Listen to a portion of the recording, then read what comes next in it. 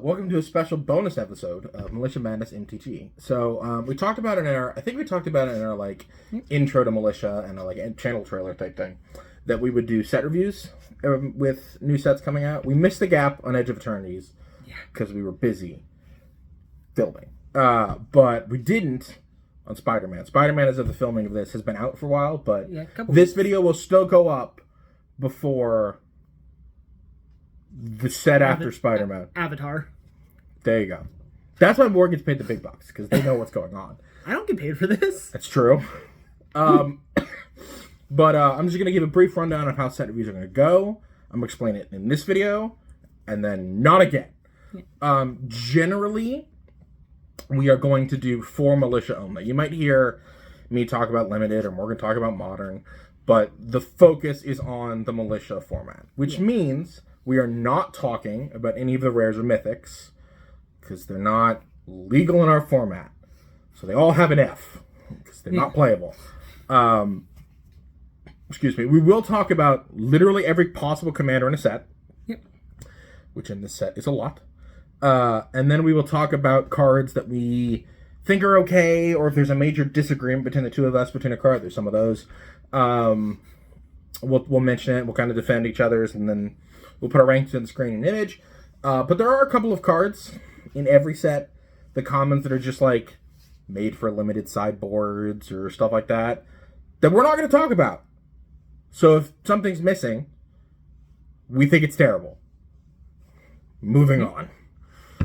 Alright, so I think we're going to start with white cards, because that's how normal set review work. And then move alphabetically in Wooburg order. Yeah, and the first card we're going to talk about is City Pigeon. Yep. I gave it a B. Think it's pretty good. I gave it a C. But I think I'm more inclined to give it like a C plus B minus type stuff. Yeah. It's one of those cards that's good. Like, it's a 1-mana 1/1 flyer that when you bounce it with like a flicker effect and ephemerate or stuff like that. I just wonder if those white decks aren't just better off playing like the cards that we already are. Yeah, Novice Inspector, Thraben Inspector. I put it as B because I think it's easily your third effect in decks that want to run both of them and are looking for a little bit more. Because there's not much else great that's bounceable at one that is a creature. Yeah. And I think this does nice stuff that gets in, especially with some stuff that we'll see, like web slinging. Like, it can potentially synergize with that. Yeah, I also think it's okay in like a Basilisk Gate type deck, or like a blue-white fly, like a low to the ground Flyers deck or something like that. I don't think it's a bad card, but I think I'm probably sticking to a C. You're sticking to a B. Yeah. It's a fine card. Daily Bugle Reporters. Yep. I'm not cutting that out. I'm leaving that in. We both gave it a D. Yeah. It's just like, this is the one that gives like +1/+1, stuff like that. It's just like... Yeah, it's +1/+1 to 2 creatures. It could be itself, or then return a creature from the graveyard to your hand that it costs 2 or less. And I think, like, as a solid D, it's just... You could probably run this in a deck that has specific need for this kind of thing. Like, it's flexible, but it's like a niche one deck ever, maybe, so that's why it's like down in D. It's one of those things that, like, you'll see in a recent deck tech, the Fergia deck tech. I play, like, animation stuff in the sideboard, but it kind of does less than those cards in a weird way. And I think you'd want to be on those cards more than this. Yeah, I just think it's fine. Yeah. It's not great. Situational, but flexible. Yeah. Selfless Police Captain. You gave this a C. I gave it a D. Yep. I don't think this card is very good at all, unless you're in... This is the one I was thinking about. This is the +1/+1 counters guy. Well, yeah, it's a +1/+1 counter on itself, and then... Or it might be able to put on any... We should probably have this pulled up. Yeah. But what I did with it is it has the ability of when it leaves the battlefield, it moves its +1/+1 counters to something else. And there are about like 3 effects of this at 1 mana, about 2 or 3 effects of this at 2 mana. And I think why I put this as a C is because this helps you get to a critical mass. This just helps you get to critical mass of these types of effects in decks that want to do the +1/+1 counter things and be versatile to removal. Notably, another interesting thing about it is it specifically says it leaves the battlefield and not dies. So you can also flicker this when it has a bunch of +1/+1 counters on it to transfer them in a bit of like a strategic way. So I think it also provides a little bit of uniqueness to those +1/+1 counters decks. Yeah, I just don't think that, like... I don't think the counters decks are very good, to be clear with you. It is a leaves the battlefield trigger. Yeah, it's also just like... the floor is so low, like a 2-mana 2/2. Yeah. That when it dies, puts a counter on something. Well, yeah, but also if you have like anything else, like we've seen, like if you're in a +1/+1 counter archetype, if you start massing them across the board now, when it dies, it'll move it across, or like somebody goes to mass board wipe you and you now flicker this, you move its counter over, it'll come back in with another +1/+1 counter, die to the mass board wipe, put another +1 counter on the thing that you just saved.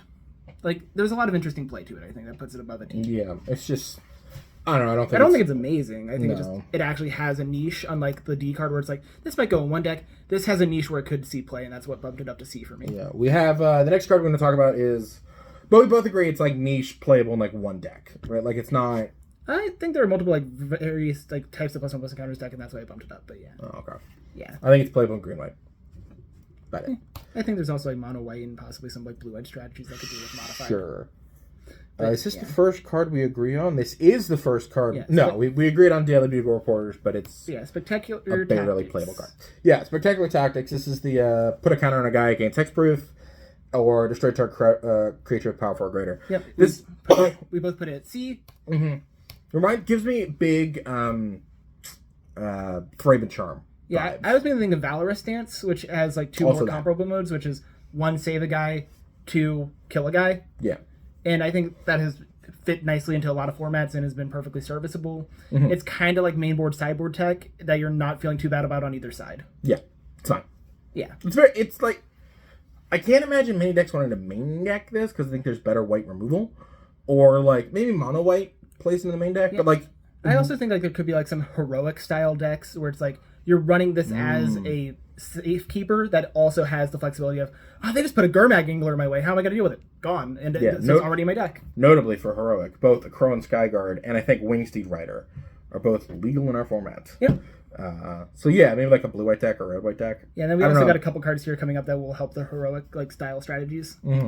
Specifically in the command zone, and then also like one that's also going to be nice. The next card we're talking about is Spider-Man Webslinger. I gave it a B, you gave it an A. I think I'm wrong. Before we get into the debate, I think this is an A. Yeah, I think this goes in every single deck that's running Thraben Inspectors. Which is most white decks. Yeah, so I think if you're playing white and like running the normal Thraben Inspector package, this is just easy include because you go, if you draw it on turn 2, or have it on turn 2 with the Thraben Inspector, now you just got a second play of it, and you also have a 3/3 on turn 2. Yeah. Also, I think decks that run Core Skyfisher want this card too. Yeah, exactly. It's part of the package. Because you can attack with a Core Skyfisher, pick up your Core Skyfisher, then... And this is some good beef. Yeah, 3/3 for 1 mana. Not bad. Yeah, I gave it a B, you gave it an A. I think I'm going to, since I'm the one editing now, I'm going to bump it up to an A and look real smart. Not talking about that card. Yeah. And then we have Thwip. You gave it a D. I gave it a D. Yeah, it's real niche. Like maybe like if you're playing a specific like variety of like white weenie, like you want to get in over top of people, but don't think it's doing much. It's also very replaceable, right? It does give flying, which probably puts it above the rest of these types of effects. Yeah, I think there might be like 1 or 2 other effects that at 1 mana give flying and like a stat boost, but this one is pretty efficient. So if you're looking for one, I think this will possibly get in, but not many decks want it. No. Yeah. And you're never triggering that Gain of Life clause, I don't think. Yeah, unless you're playing like specifically Spider-Man Webslinger there. Yes. Which... And two card singleton. Yeah. You can assemble your combo and gain 2 life. It's basically an irrelevant synergy, but anyway. Then we have Web Up. It's an O-Ring. I gave it a C. You also gave it a C. Yeah. If you want another O-Ring in a deck that's playing enchantment-based removal, like, go for it. Yeah, there's a big... the big one is like Journey to Nowhere. Journey to Nowhere. I've got that wrong typing it. Because it's 2 mana. But this hits non-land permanents, which can be relevant. Yeah. I don't think Journey does. I think it's just creatures. Yep. I believe so. But, yeah. We both gave it a C. Yeah, it's very middle of the road if you just want another O-Ring. And then we have... Alchemax Slayer Bots. Yeah, I gave it a C. You gave it a D. Yeah, I think this card is pretty bad. I think it's... Specifically, it's hard to be bad in our format where you have the word artifact in it. Yeah, like... There are just so many synergies that open up, so if you're even a remotely playable card with the word artifact on it, you're fine. And this is one that is a creature, which... Yeah. Well, like, for me, Frostlinks is an F. Like, I don't think you're ever going to really want to actually run a Frostlinks. And so I bumped it up from F to D because it's like... Yeah, I just think it's an artifact. And I guess the villain, if you ever run a commander that's the rest of the villains. I'm going to say this right now. That doesn't matter. There are like 3. That's true. I think we'll get to those in a minute. Yeah, no. I don't think it even made him past D. But yeah. Yeah, I just think being able to, like...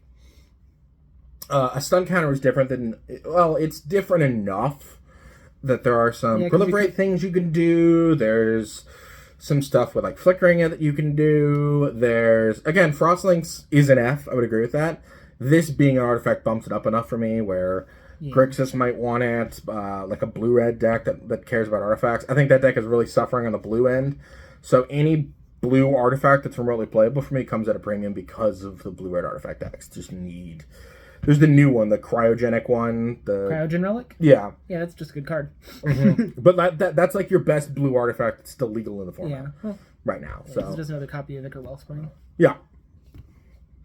Yeah, so if you're a blue-red artifact deck, I think those... And there are multiple commanders that care about blue-red artifacts, so I think this is playable in that.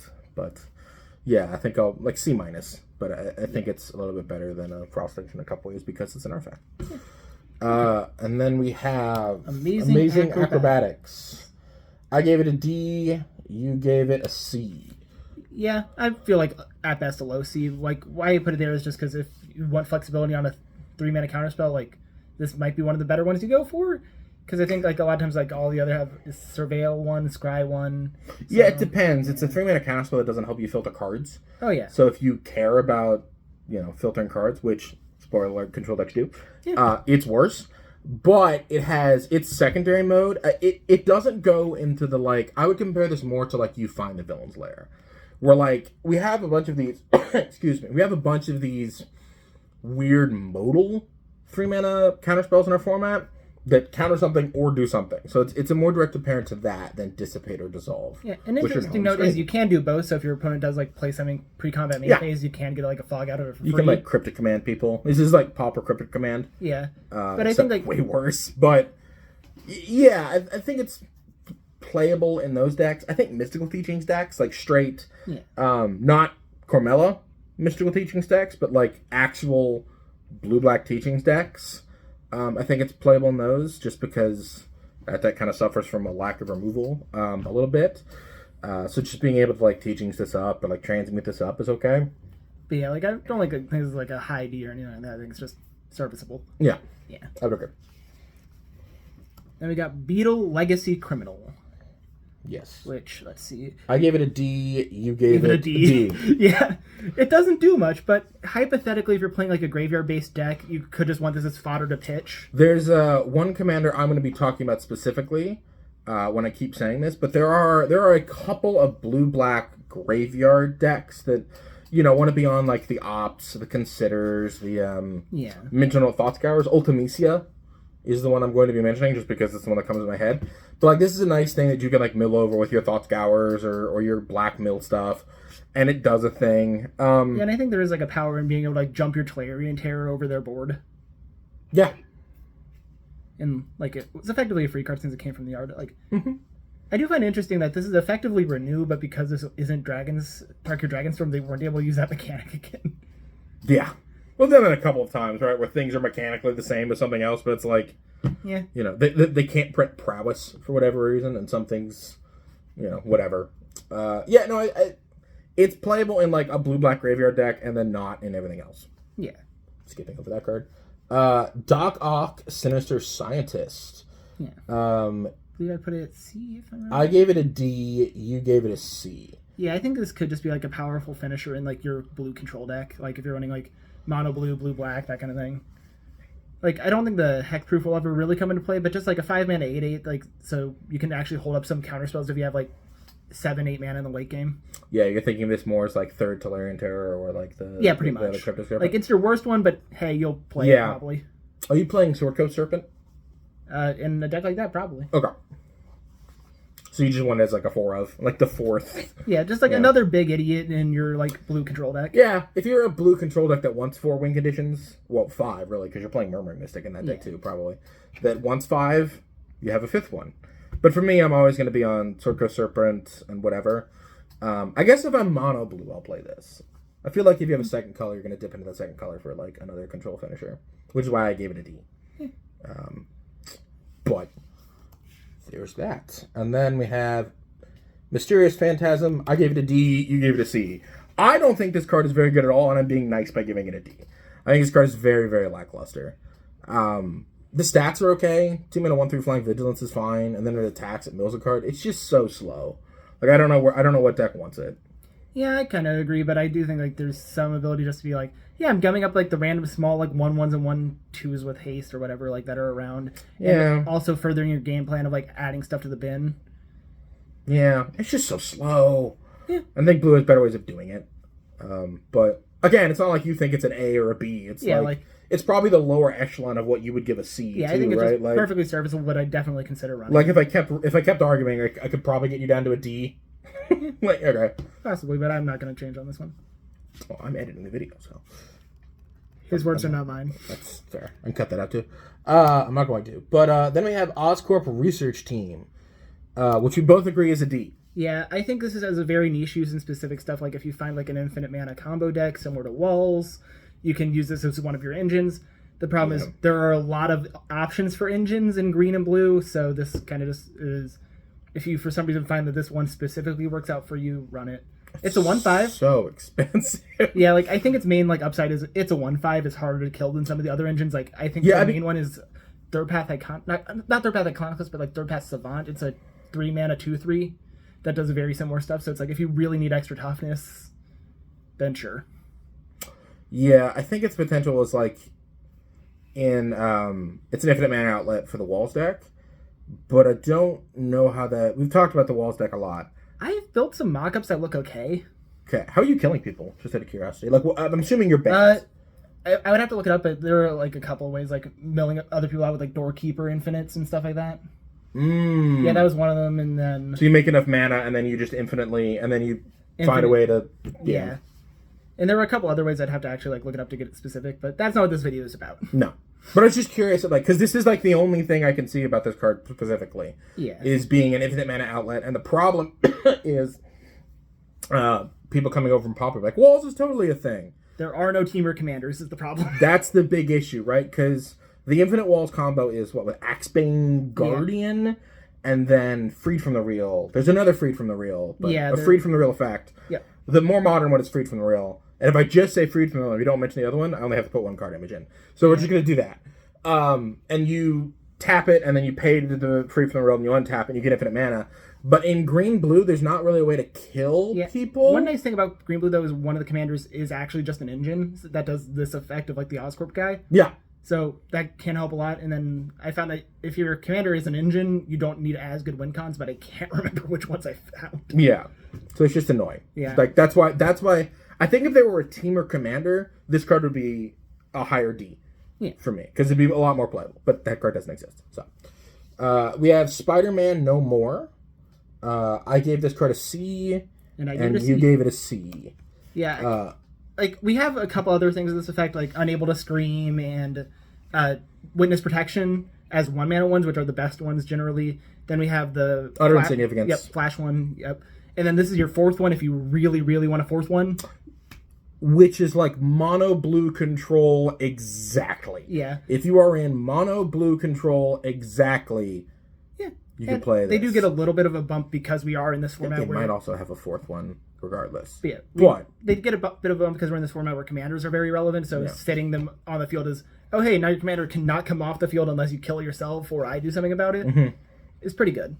Yeah, any removal for commander is going to be playable. And it's not like this is better than the other ones. It's just identical to the other ones. Also, well, notably it gives the creature Defender, which means that it can't attack in and like chip in for 1 every turn if you don't want to block it like the Witness Protection token. Mm-hmm. So it has that niche extra use. Yeah, it's still not like that much better than like the other ones, but Yeah. And then I believe this is the next card. Yeah. Whoosh. Unstable Experiment. Oh, no, Unstable Experiment. Dang it, I got ahead of myself. You gave it a D, I gave it a C. Yeah, I was tempted to give it a C, but I just think so often, like, the card selection on this is really meh. Yeah, this is the Mysterious Phantasm argument again, and I'm on your side now. But I will concede the fact that everything Morgan said about Mysterious Phantasm is true here, and everything I said about Mysterious Phantasm is true here. Because, like, for me, I would, like, anticipate a style effects more to see that one more card over possibly getting, like, a +1/+1 counter. Yeah, it's like... yeah. But there is also, like, the fact you put something in the graveyard, which could be relevant. But it's like a 2-mana draw 2 in some specific decks. But those decks are very specific, too, because you have to be creature-heavy for it. Madness or use a graveyard style effect for that, too. Yeah, you also need creatures, and it's blue. So... well, actually, you don't need a creature to do that. Target player draws a card, then up to one creature can act. Yeah, so to get the draw 2. It's still just it just said draw a card for 2 mana and no other text, I would not play it. But it's good that the option is there. Yeah. But in my mind, it's target creature connives. Yeah, that's why I rated it so highly. Is it's a 2-mana draw 2. Sometimes. Okay, now we have Whoosh. Yeah, this is blink of an eye. Into the Royal. It's your third one. Yeah. Which I specifically am happy with because I have Palamecia, which one of these effects, and now I can cut one of the worst ones. Which Jilt. Yes, I believe I put it at C. I give it a B. Okay.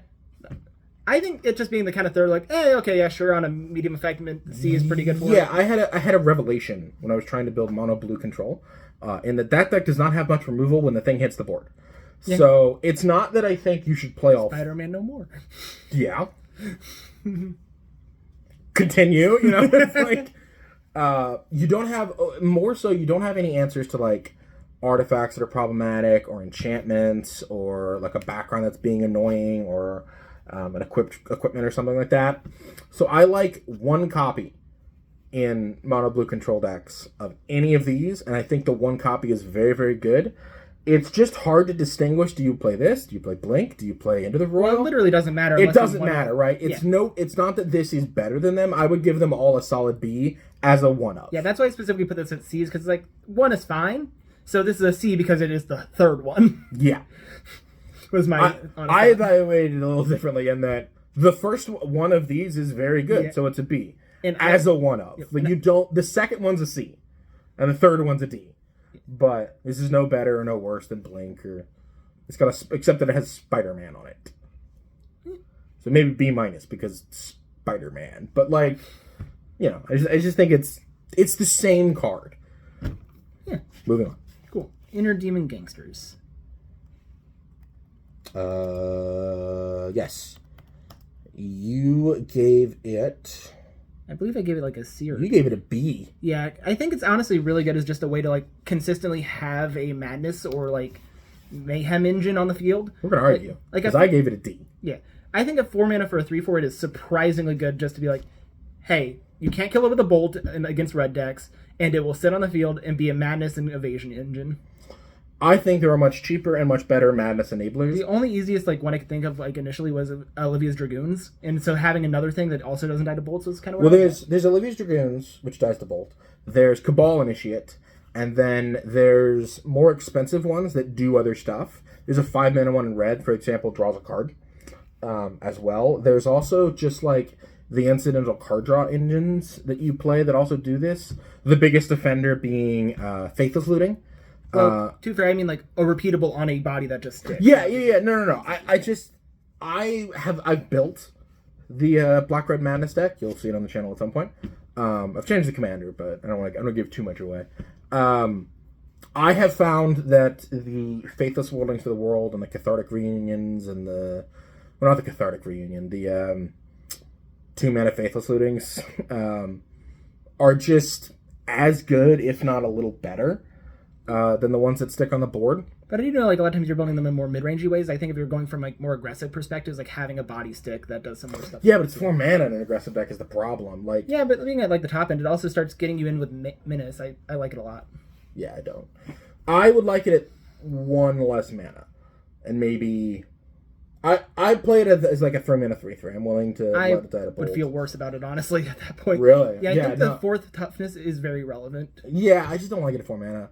Is the only problem. Because I'm willing to pay 1 mana more to draw a card. But yeah, that brings up a good point of the discard decks that we're going to talk about when we get to the Mayhem stuff. Is in this set alone, they printed 3 Rakdos discard commanders that are slanted towards aggressive, mid-range, and a control strategy as well. Yep. So discard decks exist in all of those forms. It's just that I think the control deck probably wants this. The mid-range deck, I don't think does. I think it's a little bit too expensive. And I don't think the aggro deck does I either. think the aggro deck does. It's just too expensive. You'd rather be playing, like, anything else. It's just, the 4 mana is a lot. It puts it more into, like, your Madness category cards than your Enabler cards. Like, I think you have enough 2 and 3 and 1 mana Enablers. And you don't really care if they die to Bolt, because unless you're mayheming something, you lose a lot of versatility there too, right? Where if it's turn 5 and you're going to play, I don't know, Reckless Worm or Kitchen Imp is a better one. If it's turn 3, you can play a Putrid Imp, which is legal, or a 2 mana guy, discard the Imp and then play it. This you have to wait 2 more turns to be able to like respond to it. So I just think 4 mana just kills it for me. It goes in the control deck, and I think it's okay in the mid-range deck, but it just, yeah. So maybe it's a C for me, but yeah, it's just too expensive for me. That's where I'm at. The next card is Risky Research. You gave this a C. I gave this a C. Yeah, I think it's just a nice, like, better read the bones effect in most times, and it's just perfectly solid. It's perfectly read the bones. Yeah, well, better. It's a little bit better. Well, depending on your deck. Sometimes I'd say 90% of decks would rather Surveil than Scry. Well, graveyard decks would rather Surveil than Scry. And most black decks that are running like this kind of effect are probably utilizing graveyard in some form, like rock style stuff. Yeah, if you're in black green, you want this. Well, even if like you're in like mono black, like you have like a couple ways to exploit, like maybe just Gurmag Anglers or Finish, etc. Yeah, but it's like, yeah, it's read the bones. Yeah, it's very medium. Yeah. Then we got Swarm, Being of Bees. I believe I put this as like A tier. You put it as A. Yeah, I think it's one of your best Madness payoffs. Honestly. I'd put it as B. I'd like to upgrade this to an A. Yeah, like it has flash, so you can actually truly Madness it, not just mayhem it. Well, the it's other just thing, a good 2/2 flyer that adds to your critical. Yeah, the other thing is that I think it's just good. Yeah. And like because the A tier cards, we didn't talk about this earlier, but the A tier cards, if you're just really good in one deck, that's not good enough for me to be an A. An A is like something that I want to put in almost like Lightning Bolt, right? Like you have to have a really good reason not to put Lightning Bolt in your red deck. I think you have to have a really good reason not to put Swarm in your black decks. Yeah. For me, I also put like A as like doing the best thing you possibly could for a specific archetype. Like maybe not for a single deck, but for a specific archetype. And this is one of the best type of things you can be doing for Madness because it's 1 mana, good body. Yeah. It's also just decent. Like, like 3 mana 2/2 flying. Like, The flash. Yep. So flash being important. Yep.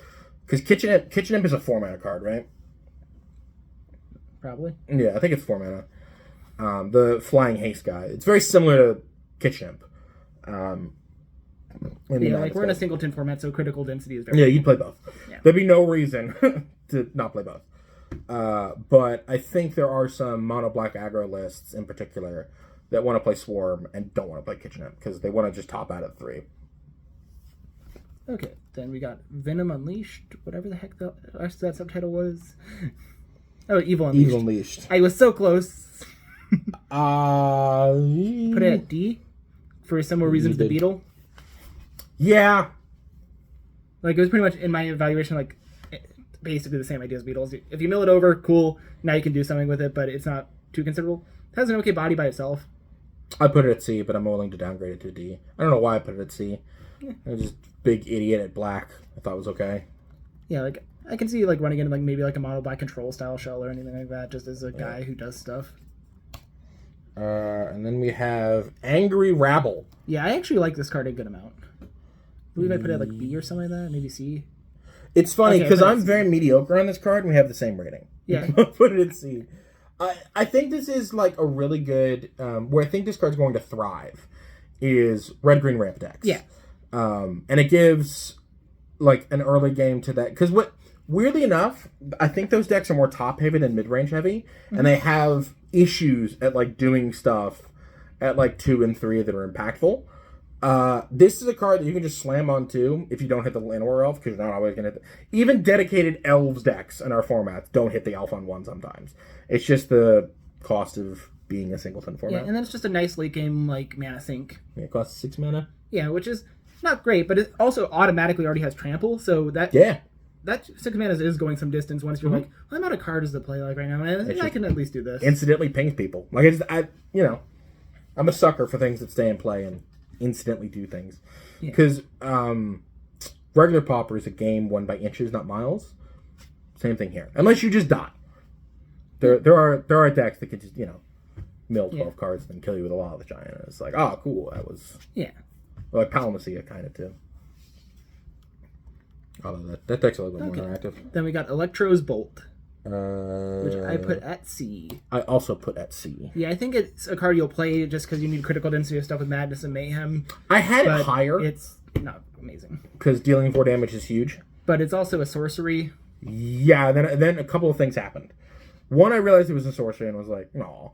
And then 2, I kind of realized that 3 mana is tough. Yeah, like 2 mana is pretty good. Like, it's still a little awkward to pay 2 mana. Doesn't hit face either. Oh, yeah, that was one of the clear ones. I didn't specify, but yeah. Yeah, just hits a creature. So I think there might be an argument that we're overrating it and it should be a D because it's playable in literally the Madness decks and that's it. But, I think it should still see play in basically every Madness deck is like why I C from and there are a lot of them. It's not just like one commander. Yeah, and some decks will even play like discard stuff. Yeah. If you're in black-red, play Faithless Looting, play some black reanimation spells or whatever. Okay, then we got Masked Meower. Which adorable. I put that at B. I put it at C. Yeah, I think it's just one of I had it at B. I think it's just one of the best aggro Madness payoffs. Like, it gives you a second Insolent Neonate, which is roughly comparable. I think technically a little better, but they're very similar once you think about like how you get damage in. Yeah, I think I'll upgrade it to a B. Because, I think it's just good in, like, mono-red decks, too. Oh, yeah, like, if you're just playing straight mono-red, it's just another 1-mana 1/1 that you can eventually cash out. Because that's a lot of what you're looking for in, like, red aggressive strategies, is your 1-mana, like, haster being able to actually do something once they get stuff on the board. Yeah, the percussionist being able to, like, when it dies, it does something, or... Yeah, the like reckless lackey, you can sack it off, Or, like, the ones that gain menace. Yeah. Okay. Then the next one we got is Romantic Rendezvous, which I think I might have put it like C. No, nope. I put it at D. Both gave it a D. Yeah, the reason why it wasn't like a complete F because like there are so many of these. Yeah, the thing that makes it better than every single other Tormenting Voice effect, well, in a lot of cases, is that this is discard as a part of the effect and not a part of the cost. So if it gets countered, you didn't just discard something for nothing. Yes. But that could also be a downside if you're playing Madness and want to discard as a cost to activate an effect. So it's a trade-off, but I think there is... Will it not trigger if you're... Like, will this not trigger if you discard a Madness card? So if they counter something... you don't get to discard a card. Yeah. Right. Yeah. Yeah, well... If they counter your Cathartic Reunion, you don't get to draw 3, but that you did still discard 2 cards or whatever. So situationally, this is better and worse than Tormenting Voice and stuff like that. It's a different card. But being unique is what put it above, like, an F for me. Yeah, it's not so much worse than Tormenting Voice. It's just that... The thing with this is, like, it's the 6th one, and you have... And I don't even really want to run the first a lot of the time. Yeah. But I think I'd consider running this over the other ones because I don't like my Tormenting Voices get countered. Yeah. I mean, I would only play this in, like... I would personally play this in decks that also would want the Tormenting... Like, the Grab the Prizes of the world. Like, where I want to be discarding cards. Grab the Prizes is different because it has the... It has an additional effect, yes. Yeah. But, I played Tormenting Voice and Cathartic Reunion in Madness decks, and, like, the more mid-range Madness decks, but you only really want 2 or 3 of them. It's not a style of effect that you want 4 of. Yeah. And really, the Tormenting Voice is, like, a downgraded version of, the card that was banned in Modern at one point, the red mana, Faithless Looting. Yeah. You've said Faithless Looting 3 times tonight. I did, and then I forgot it. But, yeah, I think, like, a lot of times, like, they have stuff better than Tormenting Voices effects anyway. Yeah, not that I could find, but you're more than like the mid range. The aggro versions don't want any of them because they want to be on like the creature stuff. But then we got Spider Islanders coming up here, which I put at C. I think it's just a solid medium, like big boy to throw down with your Madness stuff. I think I put it at D, but we can upgrade that to a C so we don't argue. Yeah, like. I feel the same way that Morgan does. I don't really have another... The main reason why I put it like C is it curves nicely to stuff like Masked Meower and like Insolent Neonate. Like you go turn 1, like punch in, turn 2. Hey, now I can just randomly play this. Cool. I got a 4/3 on turn 2. Yeah, it is worse than... Interesting enough, we should have explained this with Swarm, but Mayhem is not like Madness. It's sorcery. You have to... Well, It's Except whatever for Swarm. it's whatever speed the spell is. Yeah. So if you have ways of discarding cards on your opponent's turn, you can play things with Madness. You cannot play things with Mayhem. Yeah. So it is worse. That's why if this had Madness, I'd be at a C. But it has Mayhem, so it's a D for me. Yeah, and I put it at C because it fits nicely into Kurz's stuff. That means that you can possibly get this down on turn 2. You play those in your Madness deck, regardless. Like, it's a good way of getting benefits off drawing cards. Yeah, and then we got Stegron. Love Stegron. He doesn't want to cure cancer. He just wants to turn people into dinosaurs. You don't love Stegron that much. You gave I put him as D because his card kind of sucks. I gave it a C. I just don't see much of use for discard +3/+1, but it has a relatively okay body. So I see somebody could want to run this, but I don't think you're feeling good about it. It's for me. It's I think it's playable in one deck alone, which is this red-green ramp shell, because it allows you to push through damage when you're on the aggro plane. Because sometimes your Llanowar elves, they're not adding mana. They're getting in there. Believe me, I hate when it happens. But it's good in that game plan, and it's also just a fine middle of the road thing to just put. It's with menace is fine, but yeah, it's also relevantly enough a legendary creature. We should have talked about this with Swarm, which matters. Very popular removal spell in our format is Cast Down, and it is now a ramp payoff that doesn't die to Cast Down. It dies to a lot of other black removal, but play your other threats first. Have them get killed by that, and then this, and then it's not a reason for it to go from D to C, but there are a lot of little reasons for this that I kept coming back to with this card. It was actually that I bumped it up to a C. Yeah, because I think it's a little bit better than a D. But I will admit that there are little things. Yeah. Then we got Grow Extra Arms, which I believe I put at C or so because it's just another Titanic growth, unless you're specifically running spiders. Yeah, we both put this at D. Okay, D. Yeah, that makes sense because I don't see really running around Titanic growth unless you're a Stompy deck, and this is just mildly better. I have it in one deck and one deck alone because I was I want to play these pump spells. I want to play Giant Growth in a deck. So there's a General Morholt, all my creatures have trample deck that I built that plays it, but it definitely doesn't want the second one that costs a green if it targets a spider, which is impossible. I don't know. You might play Miles Morales or something, or a giant spider. We'll get to that card. Yeah. But yeah, it's just. I guess it's the same as Titanic Growth, right? It's just Titanic Growth, so you'd want one of those. Yeah, I don't even really want the first Titanic Growth most of the time. Yeah, again, I played in a deck that is literally all trample creatures because it, neat. But yeah. 2 mana, one-sided. What's the deal 4 damage to book players in red? 1 to red, deal 2 damage. I'll put it on the screen right now. You played it. You played it into Toraki. Yeah. Flame Rift or something? Yeah. Yeah. It's a one-sided Flame Rift. So just deal 4 damage for 2 mana is what you mean? So Boros Charm is what you're trying to say? Mm-hmm. Okay. Well, it's a one-sided Flame Rift because Flame Rift hits you as well. Yeah, that's why I said Boros Charm. Well, yeah. Because Boros Charm just does 4 damage to the opponent. Yeah. It's like a Boros Charm. That's way worse. Yeah.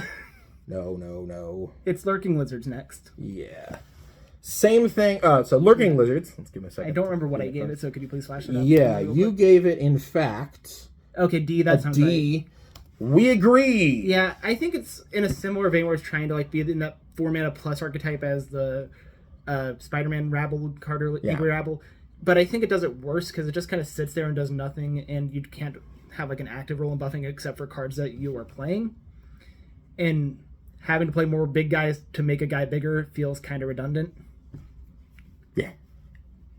And it doesn't have a grow ability on itself. Yep. That's why I like the red one a little bit more. It has stuff. Yeah, it just feels rough. Then we got Professional Wrestler, which I kind of like this. I don't, but we have the same rating. Was it C? Yeah. Because I feel like a lot of these effects you might put a D, but I feel like C is nice because it fills with similar stuff as to the Eldrazi Repurposer, Jewel Thief. It's 1 mana more, but its effect is surprisingly nice, especially if you start making it a little bigger or if like you put like a Colossal Dread Mask on it, like only being able to block by one creature Or turns Rancor. Yep. Rancor only being able to block by one creature turns this into an Abyss pretty quickly. Yeah, it's fine.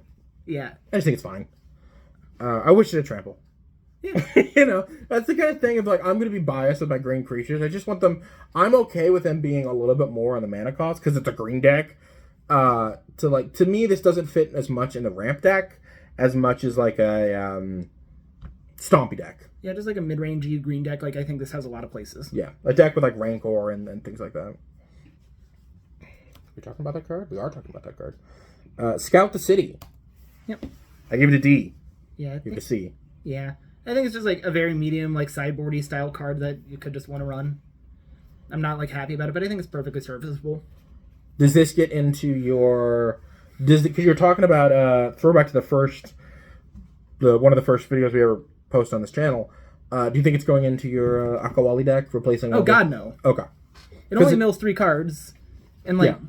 Because you were talking about when they printed more mill cards that actually got lands back. Yeah, like you'd replace the black ones. Well, like that was with the creature specifically. This is a sorcery, so you can't pick it up off of anything, and that's one of the major problems with it. Yeah.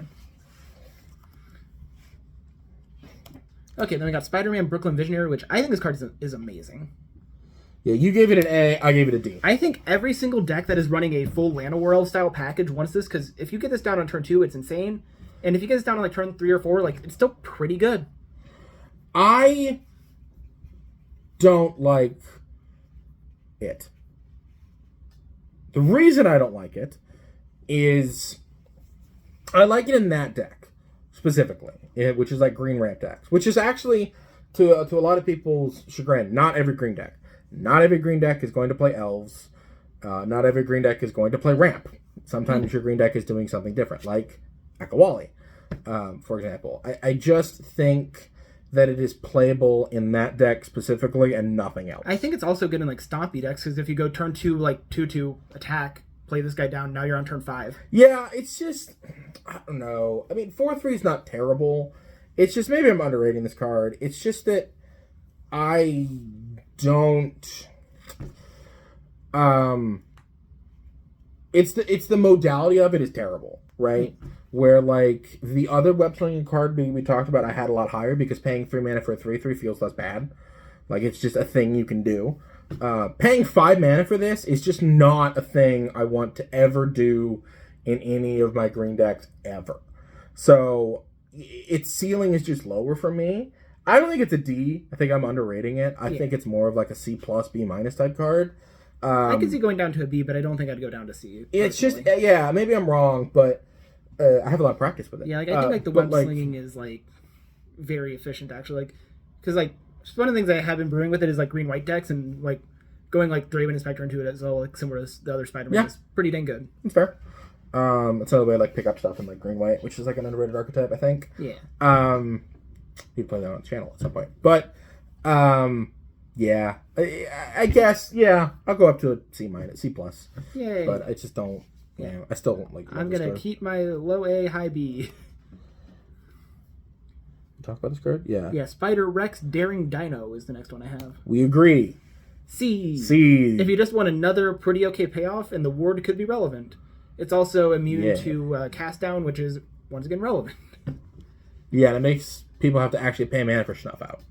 Yeah. Which matters, right? Like that's the worst. It's a non-zero effect. Yeah, that's the worst thing in the world is getting your 2 is infinitely more than 0. Yeah. Well, it's also that they have to like actually pay mana. Yeah, that's what I mean. Is like they can't just no mana and then yeah. It's like, oh god, now they gotta wait until their next turn to cast down, and they're using mana from the turn that they might want to actually play a creature on. Yeah, making them pay 2 mana. That doesn't sound like a lot, but it's like pay an actual cost to kill my creature. You idiot. Yeah, you know, I think like this is perfectly solid. I'll probably put it in like my Brawlios deck and stuff like that. Yeah, you putting I'm putting Spider-Man Brooklyn Visionary in there too, yeah. Love these cards. I'm assuming we gave this card the same rating. We're going to Twisted Spider Clone, yeah. I gave it a D. Yeah, D. I think I've looked into a lot of the +1/+1 counter stuff, and this is kind of the like 8th one at this medium bad spot, and it's like if you really want to try and run it, like you can. The main problem is it requires there to be +1/+1 counters already on the creatures, which puts it in a very, very awkward spot. Yeah, I put it at D. I think it's maybe the 6th, not the 8th, just because it's a 4/4. So like the body, a lot of the times like the guys that give you counters are like understated because they give counters. This guy, his rate is just a little bit better, and a 4/4 is no joke. Yeah, if you're looking at the white ones, the green ones are pretty similar to this, I know, but yeah. Well, you want some of both, right? You want some of the green like ones, some of the white going ones. pure stat based, like it's 2/2s or 4/4s, so 90% of the time I might just go heavier on the green if I'm doing that. Yeah, I think it's fine. Yeah. In that one deck specifically, which one I gave it. I don't think I'm gonna ever play it, but we'll see. I definitely will never play it. I hate counters. Yeah, but then we got a good card coming up here. Skyward Spider. This card is honestly kind of nuts. This card is very good. Yeah, I think I gave it an A. Because it's a 2/2 with Ward 2 for 2. And then if it's modified, it gains flying. Now, obviously, it's white-blue, so only a very specific deck can play it. But I think it is a champion and a house in that deck. I think multiple decks can play it. I just mean you have to be specifically white-blue, putting counters or equipment on stuff. That is why I gave it a B. Power level, if it was a white or a blue card, I'd be giving it an A. It's just the fact that it is a gold card means that it's just going to see less play. So I gave it a B. But I think it is so good. I think it's going to get played in Boggles. I think it's going to get played in Blue-White Flyers. I think it's a great control win condition too. I think it's just great. Yeah, and I gave it an A because I think it's just that much of a house. Like, just throwing random stuff on this, like, it will become very scary very fast. And especially if you also put in a deck that's, like, running heroic-style stuff with protection spells. Yeah, that's another You just made your opponent pay 3 mana, then you protect it. Then they got to pay 3 mana again at minimum, generally, to deal with it. So they had to pay 6 mana to deal with it if you try to protect it. It wears auras real well. Yeah. Yeah, this is going right into my... I have a Boggles list. This is going right in, and I can't wait to put a Rancor on this. Yeah. I'm going to be building Wraith from this set, so I'm going to be using It's also playable in there. Yeah. Get some equipment out. The next one we're talking about is Mob Lookout. Yep. I think this is a perfectly serviceable, similar to Augur, Bola style effect. I think I gave it a C. Yeah, I did too. Yeah. It's just a very medium, like, you throw this guy to gum up the boards, and he does a little thing. Despite what my ranking sheet says, I did give it a C. I just didn't upload when I changed it. So, C. Yeah. Cool. Then we got Pumpkin Bombardment. I think it is a worse Lightning Axe most of the time, but hey, it's another copy. It's a little flexible in your Rakdos deck, but also you can only play it in Rakdos. Yeah. Was it C or D that I gave it? You gave it a C, I gave it a D. Yeah, I think I gave it a C just because you need, once again, critical mass, and it's perfectly serviceable as a 1-mana removal spell that sometimes becomes a second card. And at worst, you pay 3 for it, which is honestly kind of cheap. I think, isn't Lightning Axe like 6 mana if you have to actually play it or something? Oh, sure. But, yeah, I don't think you'd play it anywhere other than decks where you want to, where you would put this in your deck and hope to never pay 3 for it. Yeah, but having the option is good. It's better than Lightning Axe. Yeah, it's like if you top deck it as the last card in your hand. But like Cormella wouldn't play either. But yeah, I would not call it better than Lightning Axe because it's a sorcery though. Oh, that's true. Lightning Axe is an instant. But yeah, it's in the decks it's going to go into. It is essentially destroy target creature, discard a card. Yep. So, yeah, I gave it a D just because it's very, very narrow. Yeah, and then we got Spider Manifestation, which is a 2/2 with reach and can tap for mana, and untap if you play big stuff, so it could tap for multiple mana in a single turn. What did I give this? Sorry. You gave it a C. Okay, C. Yeah, that sounds right. Because I think I might play this in like a red-green ramp deck, because a nice thing you can do is like play 2 4-drops in the same turn, stuff like that, so you can actually kind of get fairly stompy with it. Or like a 4-drop and a 3-drop. Yeah. Or like 4-drop and a 1-drop. Yeah. I think that's way more reasonable, but... I'm like going like turn 5 and stuff like that. It's like you can do like some actually pretty good stuff with this. Yeah, I give it a D. Yeah, I think it's good to see. Like, I think if you're building it out like red green, like stompy archetype, this is probably the best of the 2-mana rampers you can have, which you don't want to have many of because you got like your 4 elves, your 2 enchantments as like your base 6 at 1 mana, and then like you're kind of like fishing from there. Mm-hmm. But yeah, then we got Gallant Citizen here next. It is a worst Elvish Visionary 90% of the time, but hey, if you want another one and are very specifically green-white, cool, take it. I gave it a D. You gave it a C. Okay. Yeah, I could see it being a D just for that narrowness, but like, just like if you're green-white and really want like multiple Elvish Visionary, sure. The problem is, green-blue would be much more playable. There is one that's in green-blue, it's a frog. Yeah. That card's more playable. Yeah. But you could run all of them if you're in Bant, which we do have a commander for that. So hey. Yeah, you can play Bant Elvish Visionaries. Yeah. Woo! Yeah, you get the dog and stuff like that. Yeah, we could run like eight Elvish Visionaries now. Yeah, woo! The like, It's, I don't know. White has so many ways of drawing a card It's serviceable. and making a yeah. body. So it's just like, is this better than the? Because then you start to get like the Inspector territory, and it's like, it's just a lot. There's a lot of cards like this, but it's not better or worse. Well. Like, a cool thing is you can play with double green or double white rather than, like... Yeah, so you have force for the rare games where in a two-color deck you don't have... Yeah, so if you have, like, planes, and it's better than Elfish Visionary there. If you have force, it's better than Spirited Companion. So there's a niche, but... True. Yeah. It's not great. Don't know how I'm defending it so hard. Well, it's perfectly fine. But it's like Elvish Visionary is also on the card that you and I are going to be like, best green card ever printed! So it's like, it's a slightly worse, slightly better... version of a card that we both think is mediocre. So it's like mediocre but playable, but like I'm not gonna get excited about. Well, then we got Bagel and Schmear, which is I put it at B because I think it's just a very solid card. What's mainly taking it away from A is it doesn't do anything when it enters. Like it's very solid though. Like 2 mana, you can put a counter on something, draw a card, and like obviously you can do this over the course of multiple turns. So if this is your 1-drop, you can then like turn 2 like, oh hey, I top decked a 3-bin Inspector, play it, buff it. Pretty solid. I agree. And then like if they know I agree before you knew I agree because I put the letter right there. But yeah, and then it's like, but yeah, and then if you're like in a control deck or something, you can also do the food option, or if you're just like getting beat to hell and back. It's not that it's doing anything absurd. It's that it's doing solid. like 5 different things okay, right? But it's just like so 2. many. Yeah. Well, yeah.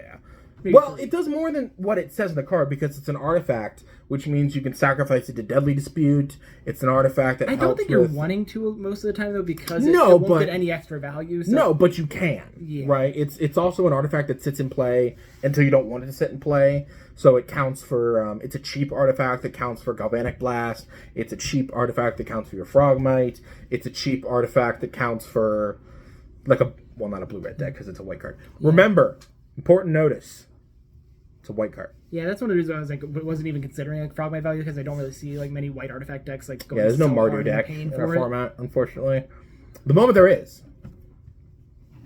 I'm gonna play it. Okay, next, what we got here is Eerie Gravestone. I put it at B. I give it a C.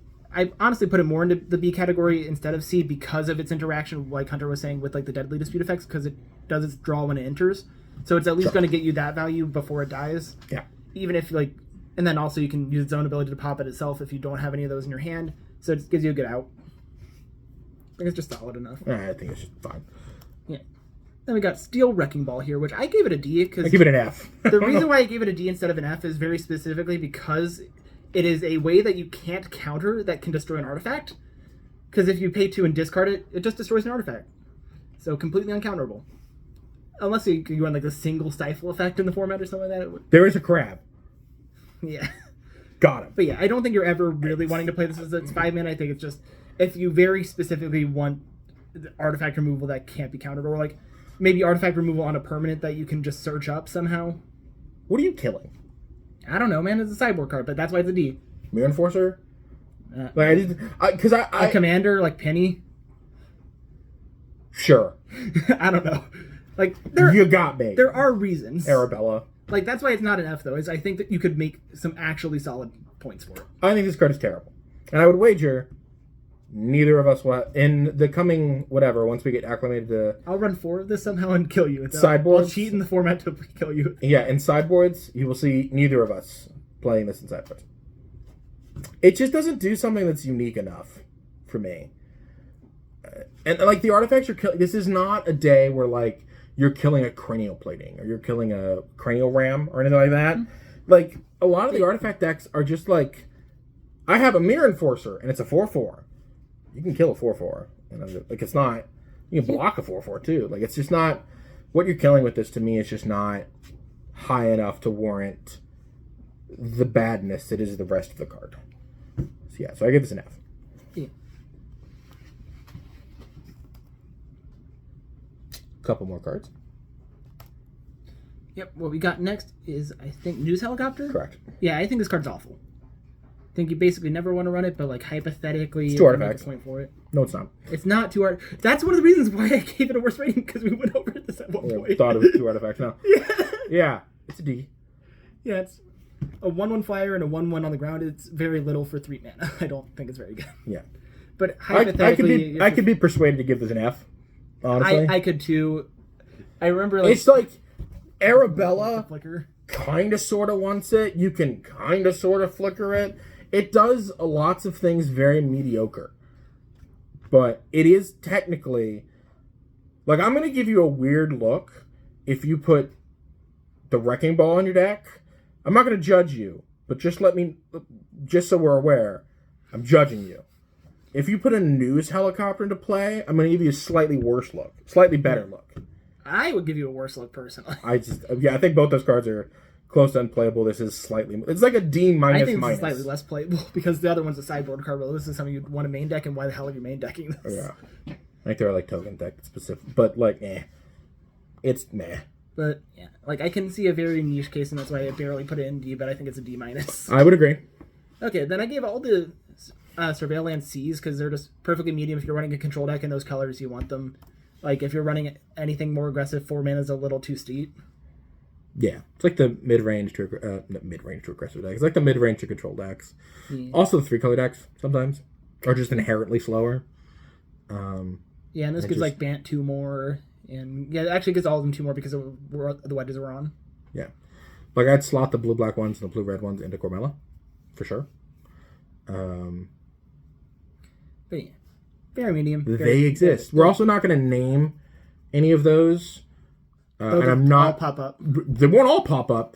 A couple. Get better at editing. A couple of them will pop up. It's just 5 images that you can put on the screen. You can do it. No. I have to stagger them. I don't feel like doing it. And then the last card is Vagabond City Scamp. This is Evolving Wilds. Yeah. How many decks play Evolving Wilds? Yeah, I put this as a D because, like, if you find a niche commander that really wants Evolving Wilds effects, hey, you got another one.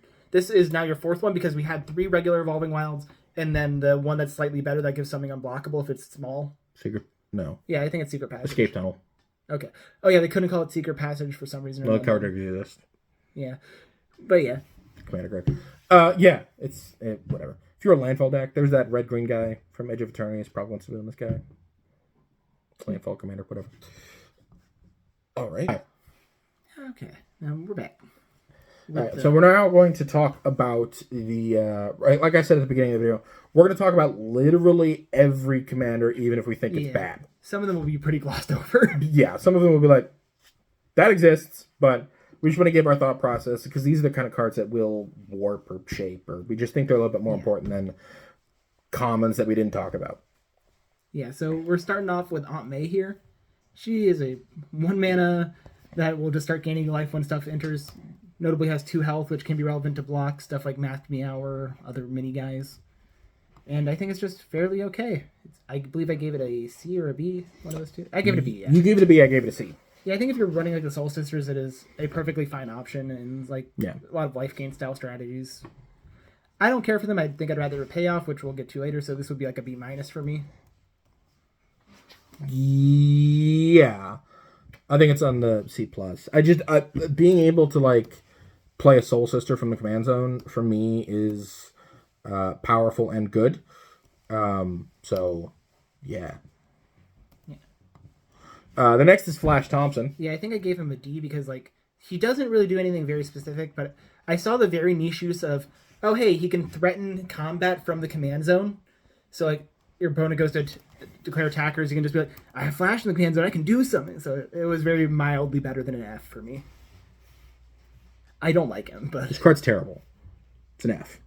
I hate it. Yeah, I think it's just like... I think it's a medium D. Cool. Like, it's not good. I'm not a big fan of combat tricks that they can see coming. It's well, yeah, but like a combat trick that they're like always having to play around a little bit has some merit to it because you don't have to actually be threatening it. You could be holding up a completely different card, but this is what they think you're holding up. So there is some merit to that it's mind just game. It's not worth it because your deck's terrible. It's still a D for me. I still don't think it's amazing, but I think there's at least enough like there that somebody could justify it. I don't know why you would ever, because the thing about all the commanders is they're your commander, right? You can't just put them in the 59 or the 58. So I just don't know why you would ever pick it. I don't know what it brings that something like Ambrosia or something like a core Skyfish in the command zone or an Aunt May in the command zone. I just don't know what you're getting out of it that another white option isn't just doing a little bit better. Like if you're an aggro deck, it's just like Ambrosia's a little bit better. If you're a Soul Sister deck, Aunt May's a little bit better. I just don't know what Flash Thompson deck looks like. I think it's mainly just like a mono white mid rangey kind of thing, and then like you threaten like, oh, I'm gonna like untap my 4/4 into your board if you attack. Like so, it's always just a little bit of a threaten. Yeah. Not anything amazing. Yeah. It's a D for me, but yeah. Then we got MJ Rising Star. I put this as B for similar reasons to Aunt May. It looks like Hunter accidentally skipped this over because it's in the supplementary set, so we'll get his on the fly reaction. I put it as B because I think it's a little better than Aunt May because it's actually a payoff for a Soul Sister strategy. It will kill people, and that means a lot. I'm gonna put slightly worse because but I think that's just a different philosophy, right? I think having a thing to get your thing going in a command zone is a little bit better. But that's coming from a control player. Like, how do we kill them? We'll figure it out later. Yeah, I think in Pauper, like Singleton, like there are a lot less payoffs for a Soul Sisters. Oh yeah, I don't disagree. Do it. So I think having that payoff in the command zone means a lot more in this format. It's really funny. I didn't rate it. Yeah, I gave Aunt May a C. I'd give this a C. I think they're both fine. The other big thing is I don't know how good that Soul Sister deck even is. I don't think it's going to be amazing, but I think if you're wanting to run the archetype, these are kind of where you have to go. And so that's why I put it in the B category, because it's like the de facto for an archetype, and if you want to try running it. Yeah. So this is like a solid B, while like Aunt May was a B- for me. Sure. Then we got a card that I don't like at all, but hey, it's Silver Sable, which let me actually double check what I gave it on that.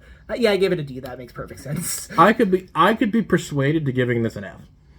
Yeah. If I was having a bad day. I saw like the niche use and like, yeah, it gives stuff like lifelink or whatever. My main like downside that took it away from ever really being like, would I ever want to play this, is Silver Sable itself has to attack to actually like start giving stuff. And that's a 2/3.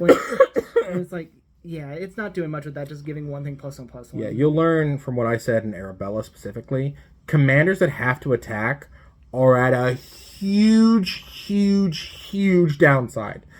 Because there's a lot of interaction windows that happen. And basically, most decks are packing removal. I think mono green is like the only deck, and even they have like instant speed fight effects, I think. So like, decks that just have to attack are just very. And this is a mana more than Arabella, and you saw in a game against a burn deck how often my Arabella just died. So yeah, I have it a D, but I could be persuaded to go even lower. And then I really like Spider UK, which is the next one. I gave it an A because what I think it does here is it provides a draw engine to your mono white deck, which is very powerful. Like, it just means that you're going to actually have a pretty insane amount of value with any of the 1-mana dinky creatures. Yeah, this is one of the creatures. I also gave it an A. I had some late night change of hearts.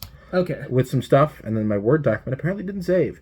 I gave it an A, and this is what I'm talking about, like, with the commander in particular, again, like, not harping on Flash Thompson, but this is why I think he sucks so much. Why would you ever when this exists? You know what I mean? Like, this is just, it goes in the same deck of like this mid-range white deck, but this gives you a card advantage engine. It also gives you, weirdly enough, when and if I play Ambrosia on the channel, I'll talk a lot about how good having a core Skyfisher is in the command zone. There's a core Skyfisher in the command zone. It's just so good that I might actually just replace Ambrosia with Spider UK. Yeah, I think this card's very draw good. Engine. Yeah, it's very, very, very good. Because it also like synergizes with your other core Skyfisher style effects after you play it, because you can just go, or even if you don't, like you could just play 2 1-drops and now you drew a card and like went parody, or if one of those 1-drops was like a Thraben Inspector, oh hey, now I'm going even. Yeah, it's creatures. Yeah, so even stuff like Ambrosia plays a Tend Knight. This is also another place where it's like, haha! You know, it's pretty decent to play those kinds of things. Sure. Niche case where that 3-mana guy that we both hate, justifiably, might see play. I don't know who you're talking about, but the helicopter. Oh, yeah, no, that card sucks, and you shouldn't run that. You should run like other stuff over that. I know, I'm just saying. Well, it's good with this, right? Because it's a 3-mana guy that has flying, so you could web slinging it back and then replay it and draw a card. I would rather just run a pigeon. Because then you could bounce the pigeon back to your hand, and then play the pigeon, and then draw the card. Yeah, if you do it that turn. Yeah, which you can with a 1-mana card versus a 3. But if you do it next turn, Pigeon's worse. Oh no! I'm just saying. Oh no, I didn't have 1 extra mana. Look, I'm not saying the card's good. I prefaced the conversation with the card we both hate. Yeah. But then we got Chameleon here. I give him a C. He seems just like a very mediocre, like, hey, I might just be playing like blue big guy. It's like, I could see like if you're running like a Tolarian Terror style deck. I was like, I play a Tolarian Terror, and then now my commander's another Tolarian Terror? Sure. These cards unplayable. I think it's very mediocre. Like, I could see somebody running it and being fine with it, but not being happy.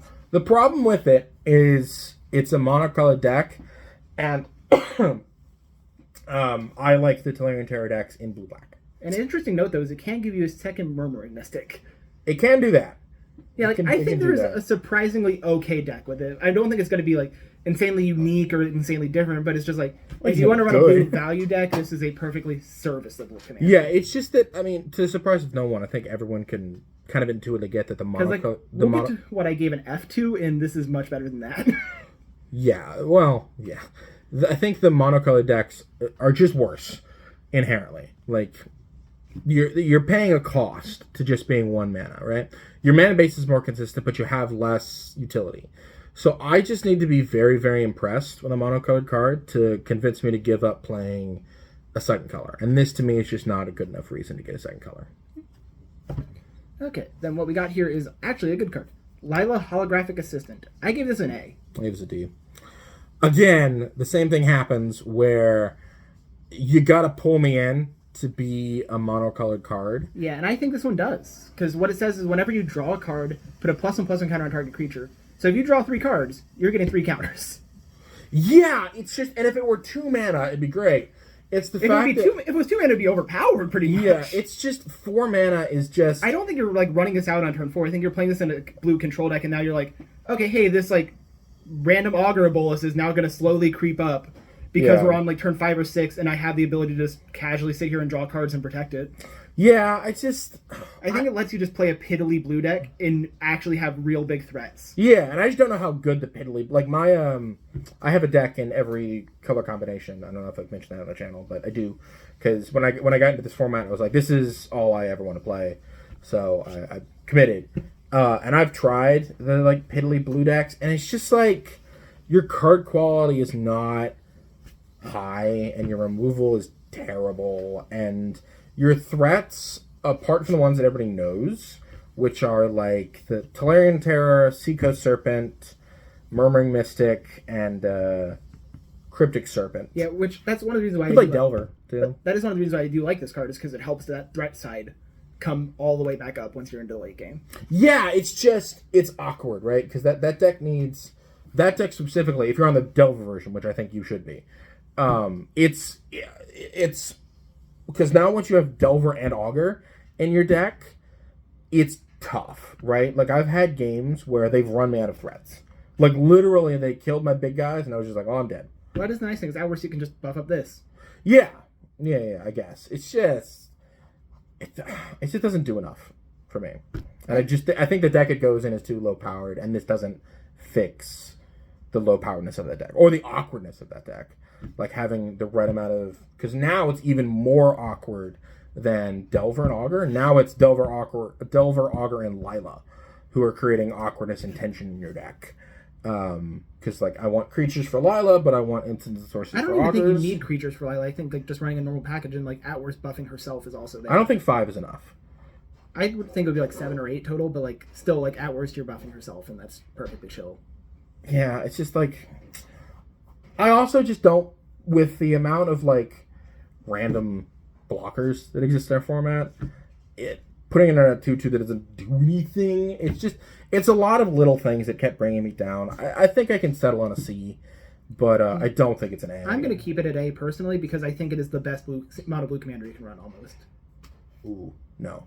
Yeah, that's my opinion, but hey. Yeah, I think I'm also much more of a thing that gives me, like, a defined direction. So drawing cards. Yeah, but like the mono blue one that I built is Signet, which is on the screen, just like a mono blue aggro flyers deck, which has a lot of bad cards in it. Yeah, which I think like personally, if I'm building flyers, I'd be blue-white. So that's one of the reasons why I just cut that. I thought about being blue-white. It's just that Signet is a lord in the command zone, and I'm like, you know, my Zephyr Spirit is now a 2/2 on a thing I can't plan on casting anyways. But it gives me a direction, and this just doesn't. Yeah. So. Okay. Yeah. Now we can get to an actual bad card. Madam Web. This is just a straight up F. It is 6 mana and does very little when it comes down. I would agree. Like, I just don't see any reason to want to pay 6 mana for this 99% of the time. Because, like, oh, yeah, you can cast spider spells and non-creature spells from the top of your library. Like, sure, that's pretty good, but you're dishing out 6 mana initially for it to maybe draw 1 or 2 cards each turn. Yeah. You could just draw cards normally. It doesn't win you the game. No. And, it's one of those things that people think that, like, Pauper format is slower. Not the case. It's not this slow. No, and I just don't think it's slower than any, like... I think it can be a little slower, like, on consistency issues and stuff like that, where it's like, you're not going to go Goblin Guide. You're going to go 1/1, like, 2/2. Yeah. Aggro's and stuff like that. Like, the average aggro deck will take, like, 5 to 6 turns, while, like, Yeah. the average aggro deck will try to shoot for, and it's optimal in, like, a modern format, 3 to 4 turns. Mm-hmm. Like, the optimal for, like, this format is generally, like, 5. Yeah. But it's just... It's one of those things that, like, it doesn't even, like... really you draw you cards. It's like Future Sight, right? It is bad. It's so slow, and it's so easy to interact with because it's 6 mana. So it's not like you can get it. If it were like a 3 mana 2/2. Yeah. Okay. Now we're moving on to the next one. We got Spider Bite, Web Warden. I think I gave it like a B, maybe a C. I give it a C, but I think it's probably closer to B. Yeah. Just mana war in the command zone is good. It's very serviceable. Yeah. Like it does something. It's very good. Like, my main problem is it's not, like, super win con or anything, so, like, you're running into some similar problems. But I think if you just want something for value in the command zone, this is perfectly fine. Yeah, it can also bounce your own stuff. Yep. Which is relevant. Yeah, you can do some Archaeomancer tricky things with it. Ghostly Flicker stuff. Yep. Cool. But I don't think there are any Ghostly Flicker Infinite. I think they banned all the outlets for Infinites with that card. Like, for making mana, yes. Yeah. It's fine. But, like, you can still do, like, value infinites. Like, so, like, you know, playing a couple things in a turn. And then, like, controlling them, which is, like, what people normally do with it, not, like, a literal actual infinite. Then, next we got, I think you gave Web Warden a B. Yeah. I will agree with you. Yep, next we got Grendel, Spawn of Null, which I gave a C, as it's just... I don't want to get it all. I don't care for Super, but I think if you're, like, looking for a mono black commander, this just... beats and it threatens to kill anything in the air that it goes up against, so it can be a surprisingly efficient win con if you're running like a mono black control strategy. Yeah, I just think there are like the thing is that like mono black decks in particular are maybe some of the most powered in terms of your commander that you could be. There's just so many options. They're so good, and there's a lot of things that do a lot more than this. And I just don't think this does enough to warrant playing over other stuff. So that's where I'm at. It's just like it's a fine, serviceable card in and of itself. It's just that the guise of our format is if your uncommon commander is on par with all of your commons, I feel like you did something wrong. Right? Like that card should be better than your average card in your deck, and this isn't. Well, like the thing that's better about it is it just keeps coming down and almost guaranteed. Yeah, it's a very recursive thing, but it doesn't like it'll always take something with it. Yeah. And if that's taking something as a removal spell, that's still something. Yeah, it's just, and that's why I feel it's a solid C. Like yeah, it just doesn't it remarkable. doesn't do enough for me, and I was trapped between this card and spoiler alert, the next card. Of which was better. Yeah, which is Scorpion Seething Striker, which I gave a B, I believe, because it can be a little bit of like a value engine. That's not right. What? My rating for this. It's not yeah, I believe I gave it a B. It's similar 3/3 Death Toucher for 4, but like it also has the ability to at your end step, if a creature died this turn, which notably doesn't have to be your creature, works nice with your removal. You can then connive and start creeping this creature up, or because it's target creature, so you can also creep up other creatures as well. It's pretty efficient, and also because this connive means it's synergized with discarding like very good cards and stuff like that. So like you can run some of that madness package. Obviously, mono black, there's less of it, but you still get like swarm and stuff. Well, it depends on how deep you want to go, right? I think you play swarm at least. Yeah, you play Kitchen Amp too, right? Maybe that one's a little more aggressive, but yeah. Yeah. I gave this card. I gave Grendel an F, and I gave this a C. Yeah. Just because I would never. That's the big thing of why I gave Grendel an F. I would never run Grendel when Scorpion's an option. Yeah, like I could see myself running Grendel just as like beating it in the air because that's its unique thing, and then I do generally value Scorpion more for that like value engine. Yeah, it's just Scorpion does a lot more and is better than your average draw on your deck. Yeah, so that's why I put it at B for mine. And then we got Spider-Man Noir. Nicolas Cage. Yeah, 5 mana, Menace, and then if something attacks alone, can I Hunter swap away from the screen for Yes. so I can't see. Whenever a creature you control attacks alone, yep, put a +1/+1 counter on it. So just flat does that, which is very nice with your 4/4 Menace that'll immediately be a 5/5 Menace coming in when it attacks. Then you surveil X, where X is the number of counters on it. So if you have like a different creature that you're attacking with, you can have it immediately like surveil 2 or 3 and start like really fixing up the top of your deck. Yeah, it only puts counters on the creature that attacks. Yeah, but say like you had like a creature with 2 counters on it already, then you put like another counter on it like once you play this on Sure. Yeah. You just said it's a 4/4 that immediately becomes a 5/5, which I wanted to correct. Well, that's what I meant, is it immediately becomes a 5/5 when it attacks. Yeah. Yes. Yeah. Yeah. Alone. Yes. There are a lot of like weird caveats to this card that kept bringing it down. I was like, this is an A. Yeah, and then it's like, well, it attacks alone. That brings it down. Counter on it, not wherever you want. That brings it down. Well, counter on the attacking creature. Yeah, that's what I'm saying. Is you don't get to distribute those counters. Well, yeah, but generally if you're attacking with a creature actively, that's the one you want to put the counter on. Yeah. Well, I mean, that's not necessarily true, because you might already have a good attack, and you might want to make like a better blocker.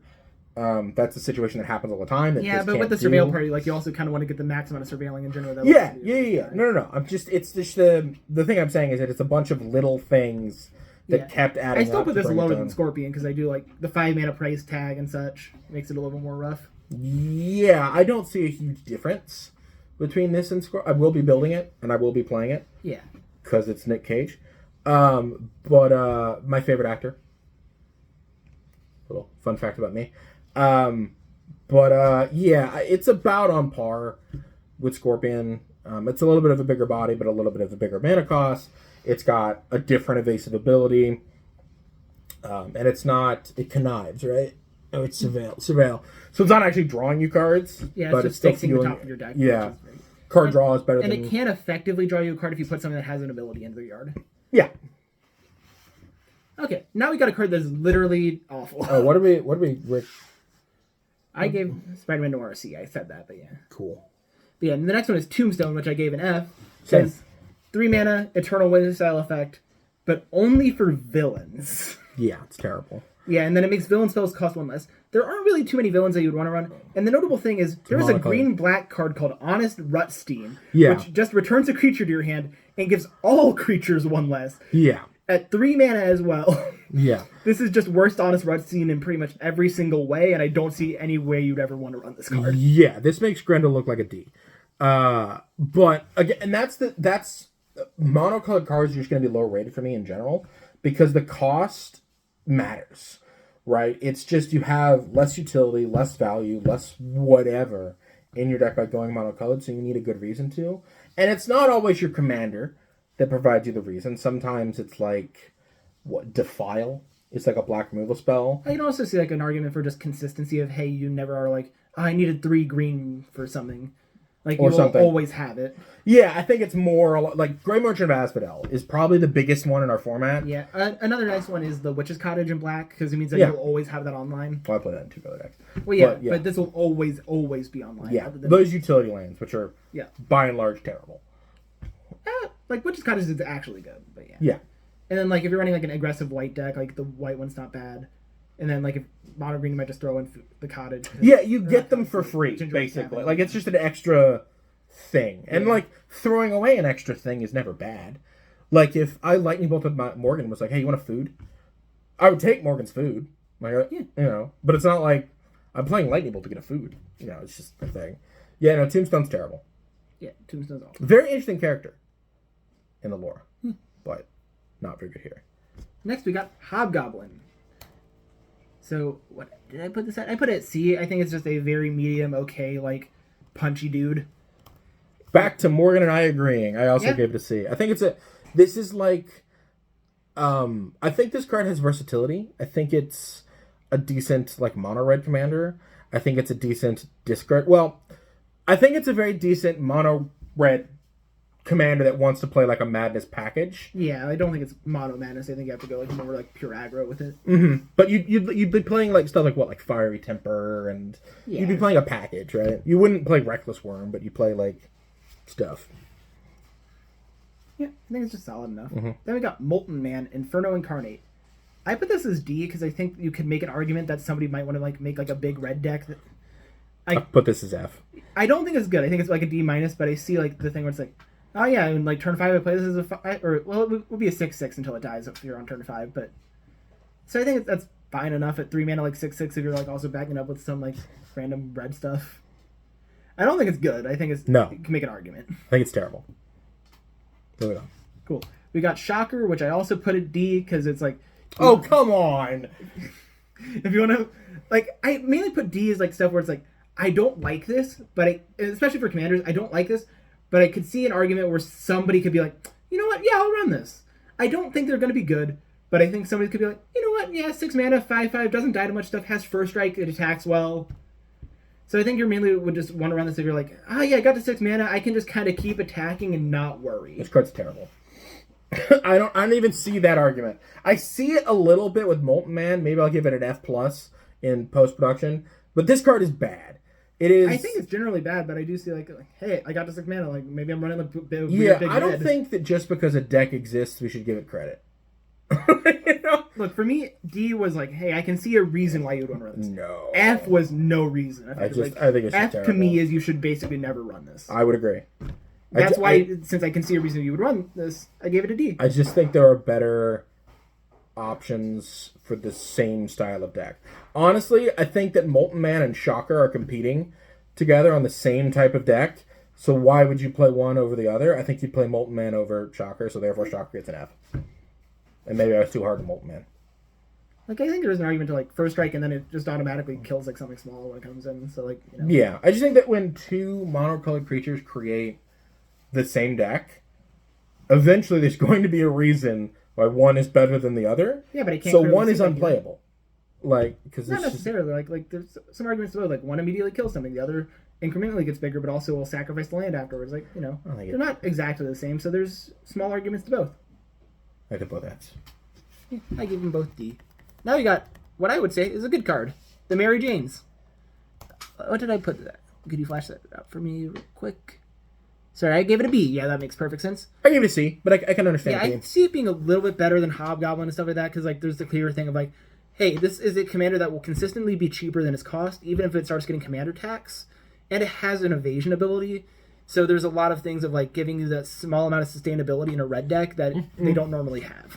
The only reason why I gave it a C and not a B is it popped up with the same Grendel problem that I had, which was like, pound for pound on raw power level, is this card better than every card in your deck? No, there's going to be some commons in your deck that are better than this. And it's not like enabling something broken or something non-intuitive or something really good. It just wants you to attack with creatures. Having said that, it just wants you to attack with creatures, right? And that's not a hard condition to fulfill. And also, it's one of those things where menace and aggressive decks means that blockers are nightmares. Yep. Because if you attack with 4 guys, right, and you attack with, like, it means that if they want to kill this, then they have to let other guys through because they have to put more blockers on your menace guy. So, I think it's... Yeah, and I see a lot of games where this is going to probably come down for 1 mana on turn 3. And so, like... Oh, easily. Yeah, like, being able to do other stuff in that, like, is pretty solid. You can even, like, play... There's just a lot of options with this, too. You can play tokens. You could play, like, a token sub-theme. You could play just, like, a red deck. Yeah, like, I think it would be more of a value red deck for me, at least, where it's like, yeah, just go, like, 1 mana haster, turn 2, 1 mana haster again, or 2 mana Kai. Turn 3, cool, got this down, and we're just beating in. Yeah. And I like it. Okay. Now we get to another card that's just god-awful. Ezekiel Sims. We don't even need to talk about Totem. It. Do you ever want to pay 5 mana to just buff spiders in this format where you definitely are playing a bunch of spiders? But it does have reach. So there is an argument to play a deck that can block flyers. So this is the flaw in that thinking. No, I think you're taking that thinking too literally. Yeah, but like, I just think it's bad. We agree on it. I'm razzing a little bit. But yeah, it's terrible. There are just not enough playable spiders. Yeah, like Fight it's just me. awful. Cool. Now we got Prowler, Misguided Mentor. I think I might have gave this a slightly better rating. No, I did. No, I just gave it a D. That makes sense. I agree. Yeah, because like it looks okay on the surface, where it's like can't be blocked by small stuff, so it gets in, which can then like make stuff get bigger. The main problem I see for that like strategy is it doesn't make itself bigger. If this could put a +1/+1 counter on itself, I think I would have given it a C. Because what that would end up doing is, hey, now you have to block this with something big, and this will definitely be bigger than it. Yeah. Going wide with this effect feels like it does basically nothing. I think it's okay in like a mono green stompy deck if you. Oh yeah, that's why I give it a D. It's hate like yourself. It's okay. But, it's just not great. Yeah, I would agree. It's just another threat that comes down on curve, right? And it helps your curve be good. Yeah. Is what I valued it as, but yeah, Next I think we both gave it a D, right? Yeah. So it's not like, yeah, I don't know why we're, yeah, it's fine. Yeah. Next we got Spiders Man, which I gave a D, which I would consider a D minus. I'll give it an F and stick at an F. Yeah. I think this card's terrible. I think it's pretty bad generally, but like it has web slinging. You can trick around with that a bit. So like It has web slinging for 6. yeah, but it makes a couple of bodies. Like I feel like you could find a weird deck to like try and run it with. So I was like, sure, give it a D minus. Like it's better than Ezekiel Sims. I don't know what weird deck. And again, you've not solidified like a solid. There's this weird deck that may or may not exist. It's an F. It's terrible. I think it has more potential, and it's like, hey, it deserves to be better than pure F. I think it's Ego It Sims. also sometimes just comes down as a 2-mana 2/3 for some reason. No, you would not play a commander. You wouldn't want to, but it has the option at least. It's terrible. This card's awful. So So bad. it's a solid D minus for me. I'm sticking at F. Yeah, that's I'm not great. going I'm not trying to convince you. I'm just giving my opinion. Yeah. Then we got Piloted by Penny, aka Spider Piloted by Penny, which I give an A. I think this is just a very solid like archetypal card for blue-white because it's just going to be generally incentivizing modified, which can be very generic. You can do many things with it. Can also possibly just bring like a fallen artifact type to blue-white, which we talked about earlier. It also creates a modified creature. Yep, and that is the big notable thing, is it will modify a creature on the board, and then so if you had any creatures on the board before this, it will, on the turn it comes in, draw you a card most of the time, because you have to hit, but hopefully you have like a flyer or something. Yeah, you gave it an A. I gave it a B. The only reason I gave it a B is because it accidentally opens itself up to a lot of removal, like incidental removal. That's actually one of the reasons that it bumped up to A for me, is because it doesn't die to go for the throat.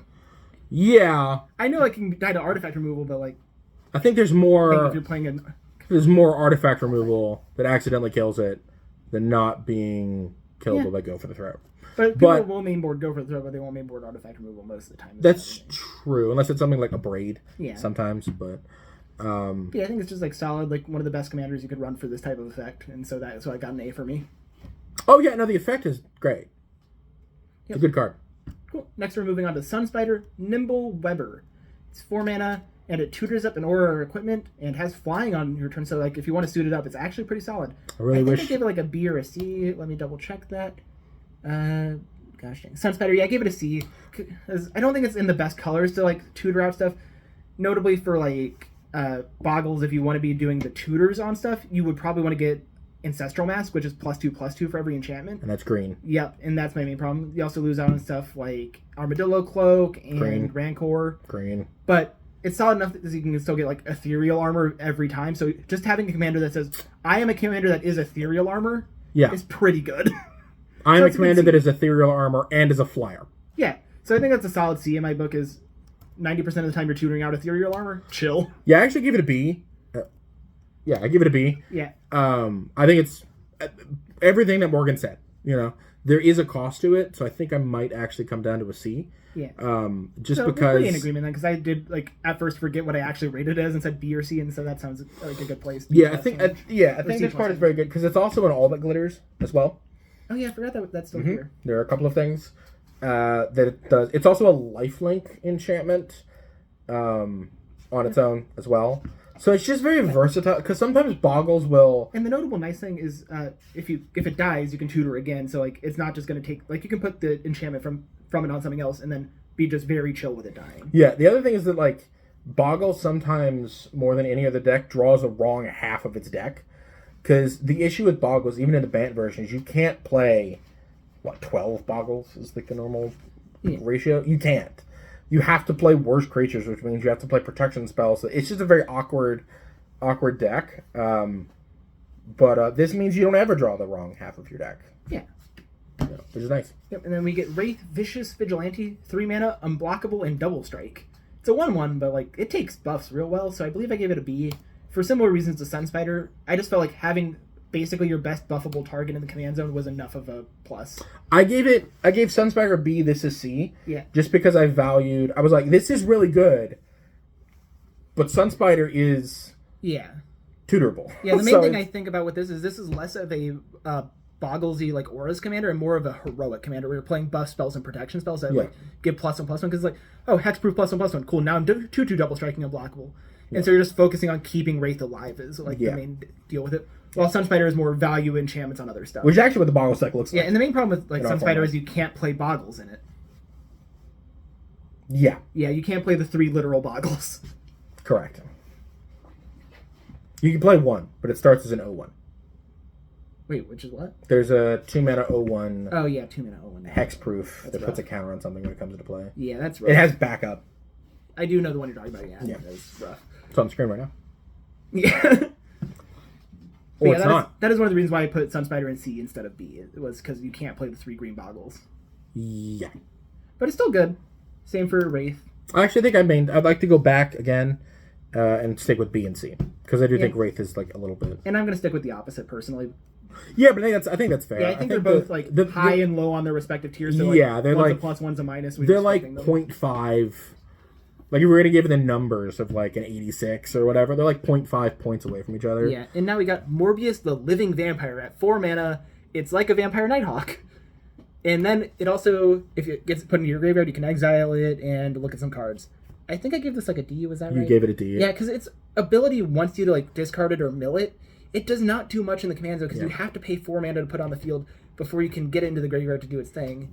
And there were just blue-black graveyard commanders that did this better. Yeah, and it dies so easily. Like it's a 3/1. You kind of want it to die, but if you're doing that with your command at 4 mana, I feel like you could just be doing so much. I actually don't think you want this to die. I think being able to like poke for 3 every turn is like really good. Well, yeah, and if that's what you want, then you're gonna have so much trouble. Because it's a 3/1. Yeah, that's why I gave it a low rating. Is because I don't think you ever want this to die. So its graveyard ability is not going to get activated. You want it to like attack and be like this controlled blue-black deck that like finishes them off with your commander. But it's a 3/1. It just dies literally. Yeah, it dies accidentally. Yeah, I think I gave it like a D because technically you could like be like, yeah, it chips in, but like it's done nothing. I gave it a D because I don't even do that.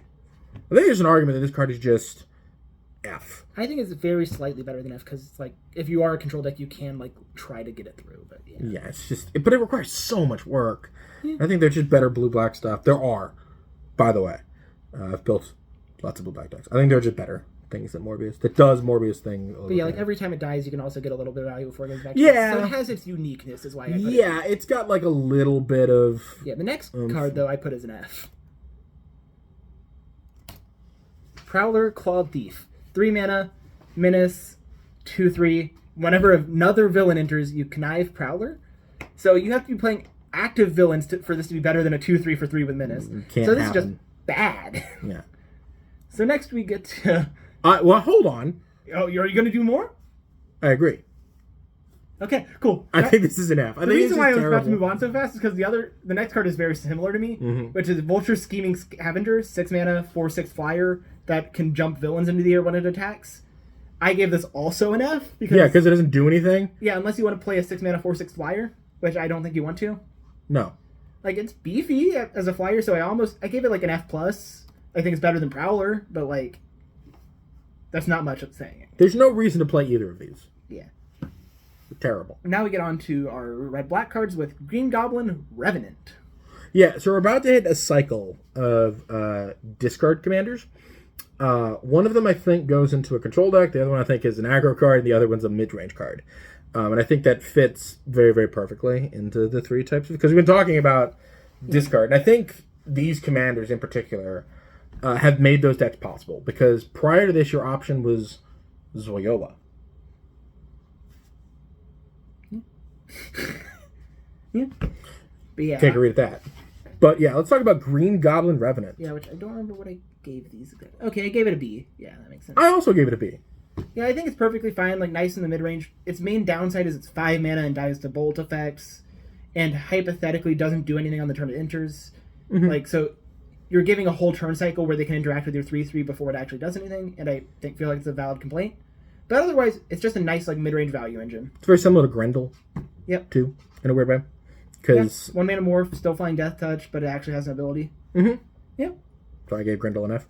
I gave it a B as well. I think this card's just very, very, very, very, very, very, very good. It almost makes you want to build like a black-red combo deck. I don't know what the combo would be. Yeah. But just being able, like, you can just draw your deck at like Mach speed. Like, you can turn your deck into a paper shredder and go. But the problem is there's no real like we haven't really played a combo deck on. Well, we have, right? Like Aquawali kind of. Yeah. But like not like an all-in. Yeah, like not like walls or something like that. It's just dedicated completely. Maybe we will. I have a couple. Towards like an engine. Yeah, I have a couple. But yeah, and then next one though. What I was gonna say is, there's no A plus B.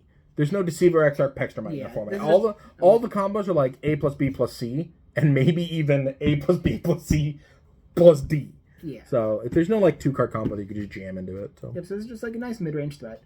Next, we got Scarlet Spider Kane, which I personally like more. What it is 2 mana, 2/1 menace. When it enters, you may discard a card. If you do, put a +1/+1 counter on this card.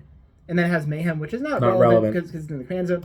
But what I like is this will consistently be your turn 2 play if you're playing an aggro deck in discard. So you can play it on literally every turn 2 and discard something. And I think that has a good amount of merit. Interesting. Or every turn 3 and definitely guarantee your 1 mana ones. Yeah, interesting. And you think this is a better card? You give it the same rating. Well, yeah, because I think it's not like enough better to be an A. I would give like Green Goblin like a slightly under B, like exactly, so like not quite a B minus, but slightly under. While I give this slightly over, because I think there's more merit in the more aggressive Mayhem builds, and this supports that a lot better by just giving that consistency. Yeah, as the people know, because my rating has already shown up, I gave it a B as well. I think this is just I value being able to multiple times trigger Mayhem off of my commander by itself. Scarlet Spider doesn't do that. Green Goblin does. So just like how you said, Scarlet Spider's here, Green Goblin's here. I'm on Green Goblin's here, Scarlet Spider's. So we're not really that far apart. Yeah, here. My main argument is Scarlet Spider is for consistency on early turns to make sure that you'll get those plays. So you don't have to draw an enabler, you just have to draw a payoff. Yeah, I just don't think you need it. I think Black-Red has like tons inherently. But we're also a singleton format, so getting yeah. I mean, of course, but like, and also it's just like a 3/2 like menace is pretty good. Yeah, 3/5 is pretty good too, though. But like, but this comes down way earlier. No, I agree. It's just I don't think you need it. But again, we're not that. It sounds like we're arguing. We're not that far apart. Again, we're like 0.5 of a point. Yeah, and then we're going to get to the one that I rated a little lower, which is Shriek Troublemaker, which is at the beginning of your 3 mana. 2/3. At the beginning of your first main phase, you can discard a card. If you do, a creature can't block. And then whenever a creature an opponent controls dies, it deals 1 damage to them.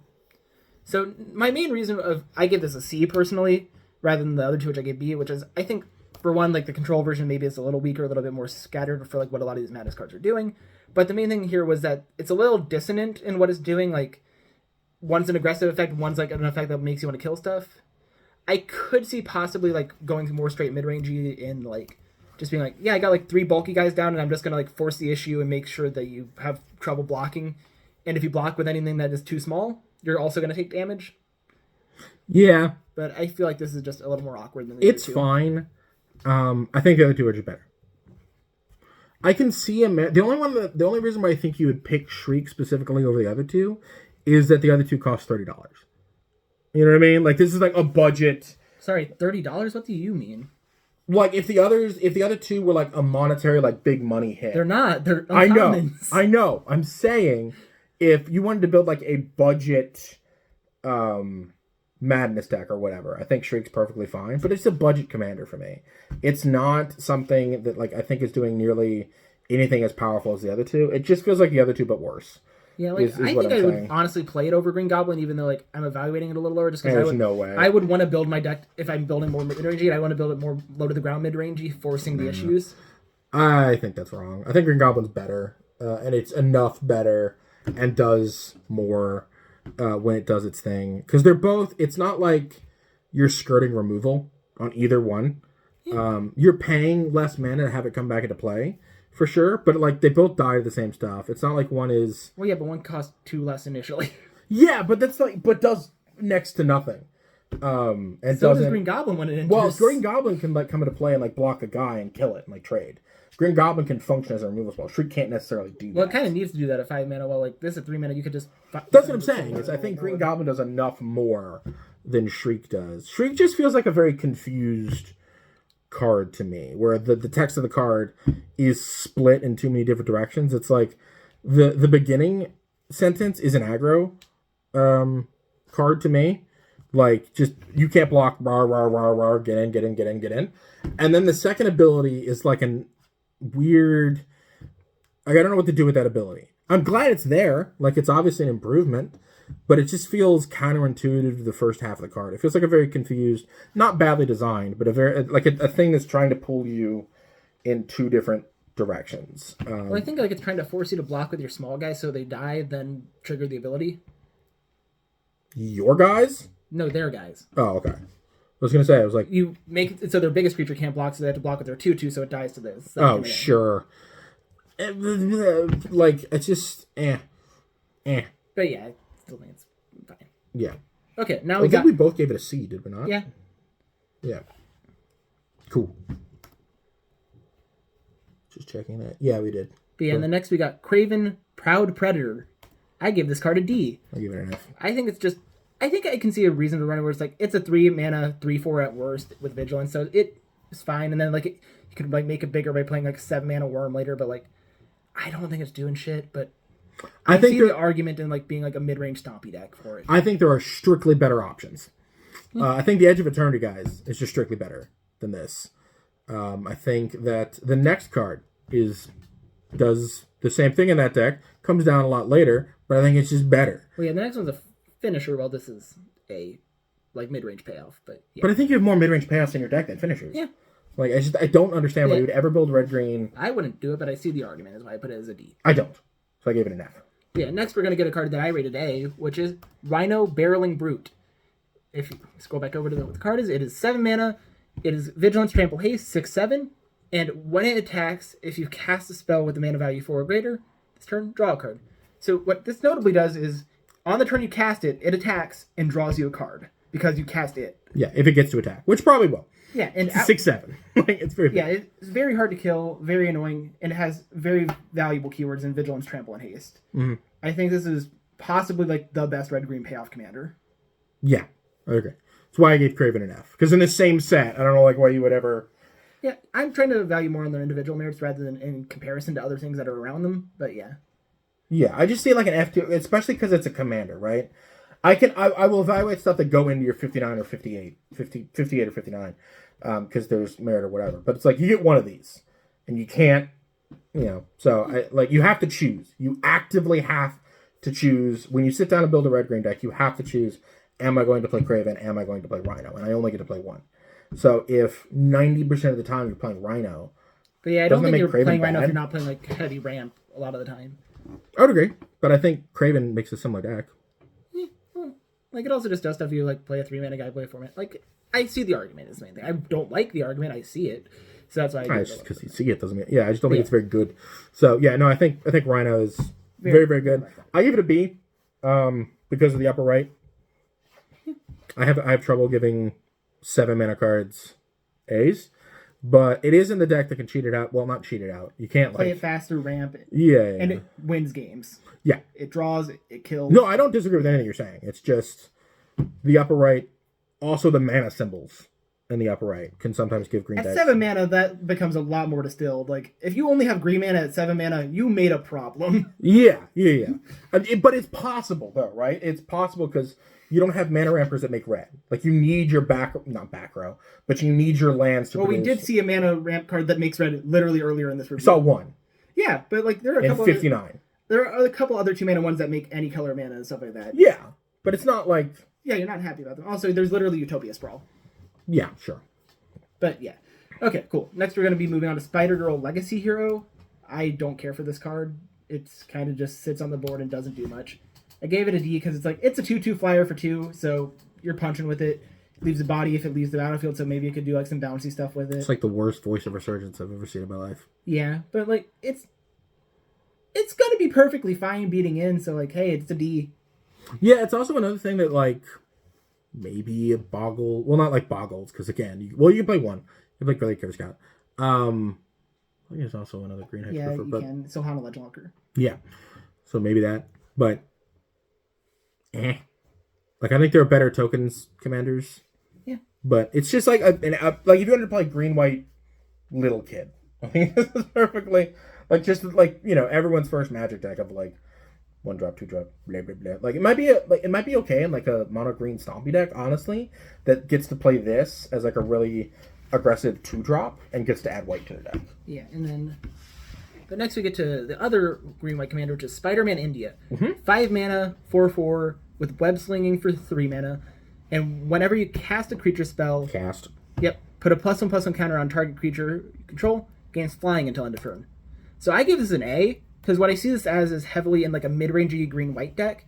You are playing elves, and you're going to just try to, as often as possible, turn 2, play this through an elf. Yeah, which is more reliable. Yeah. We saw that argument with the common a while ago, and I dismissed it. Here it's a real thing. Yeah, it's in your command zone every single game. You can't, it's not like, did you draw your 1 of Miles Morales and your 58 cards? No, I drew my 4 of, 8 of. You're probably playing way more elves than the average green There are deck. only, I believe, 5 1-mana elves in the format. I don't know. Elvish Mystic Land Order Elves, Findorn Hells, Boreal. Actually, I think it's 4. Oh, no, 5. Yeah, Boreal Druid, Arbor Elf. It's 5. Yeah. 5 1-mana elves. Sure. I know this because I built this deck. Yeah. And it's very good.